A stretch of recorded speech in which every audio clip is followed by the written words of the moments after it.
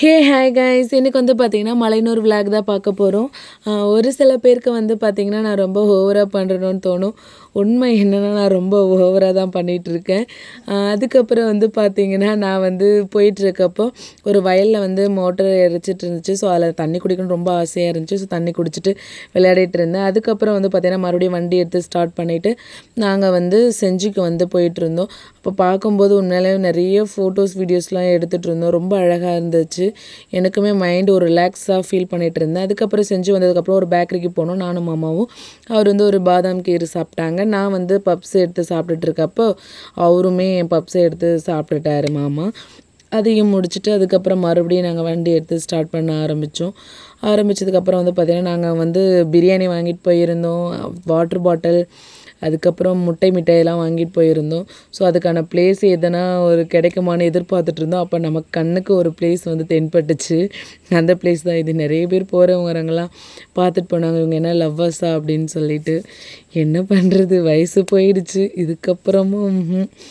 அதுக்கப்புறம் நானும் மாமாவும் போயிட்டு ஒரு பிளேஸை சூஸ் பண்ணோம். அது இந்த பிளேஸ் தான். ஓரளவுக்கு இல்லைனாலும் ஓரளவுக்கு ஓகேவாக இருந்துச்சு. அதுக்கப்புறம் நாங்கள் வந்து முட்டை மிட்டாய் எடுத்து சாப்பிட்டுட்டு இருந்தேன். ஃபஸ்ட்டு ஒரு பிரியாணியை வந்து நாங்கள் 2 பேருமே ஷேர் பண்ணி சாப்பிட்டோம். ஸோ நல்லாவே இருந்துச்சு, டேஸ்ட்டாகவும் இருந்துச்சு. ரொம்பவே என்ஜாய் பண்ணிகிட்டு இருந்தேன்னு வச்சுக்கோங்களேன். அதுக்கப்புறம் நாங்கள் வந்து கோவிலுக்கு போக ஆரம்பிச்சிட்டோம். கோவில் போகிற என்ட்ரன்ஸ் இது தான். அங்கே போயிட்டு வந்து பார்த்திங்கன்னா நாங்கள் வந்து தேங்காய் இதெல்லாம் வாங்கிட்டு இருந்தோம். அப்போ வந்து பார்த்திங்கன்னா அமௌண்ட் வந்து பார்த்திங்கன்னா ஒரு 100 ருபீஸ் சொன்னாங்க. நான் வந்து விடுவேனா பேரம் பேசிகிட்டு இருந்தேன், எனக்கு 80 ருபீஸ் கொடுங்கன்னு சொல்லிட்டு. ஆனால் அவங்க வந்து 80 ருபீஸ் கொடுக்க மாட்டேன்னு சொல்லிட்டாங்க. எப்படியோ கெஞ்சி பேசியிருந்தா ஒரு 10 ரூபா கையில் கொடுத்து விட்டாங்க. அதுக்கப்புறம் நாங்கள் வந்து கோவிலுக்கு வந்துட்டு என்ட்ரன்ஸில் வந்து பார்த்தோன்னா அதுக்கப்புறம் ஒரு திஷ்டி சுற்றி போகிறதுக்கு அந்த அண்ணன் ஒன்று பண்ணிகிட்டு இருந்தார்.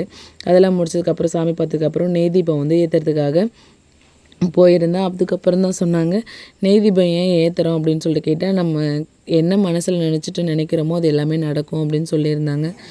என் மனசில் நினைக்கிறதுன்னா எவ்வளோ கஷ்டங்கள் எவ்வளோ இருக்குது. அது சொல்லணுன்னா ஒரு நாள் பத்தவே பத்தாது, அவ்வளோ கஷ்டங்கள் இருக்குது. இருந்தாலும் நான் வந்து மனசில் ஒன்று நினச்சிட்டு நெய் தீபம் ஏற்றினேன். அதுமாரி மாமாவும் வந்து என்ன பண்ணாங்க, ஒரு விளக்க வந்து மாமா ஏற்றுனாங்க. So happy. அதுக்கப்புறம் வந்து பார்த்திங்கன்னா ஒரு குட்டி பொண்ணு ரொம்ப அழகாக எல்லாருக்கும் வந்து சாப்பாடு கொடுத்துட்டு இருந்தாங்க. அதை பார்க்கும்போது எனக்குமே பிடிச்சிருந்தாங்க அந்த பாப்பா. எனக்குமே கொடுத்துருந்தாங்க வேறு சாப்பாடு. அதுக்கப்புறம் நானும் சாப்பிட்டுட்டு மாமாவும் நானும் சாப்பிட்டுட்டு அங்கேருந்து கிளம்பி ரிட்டன் வந்து வீட்டுக்கு திரும்பிட்டோம். ஓகே, டாட்டா, பாய்.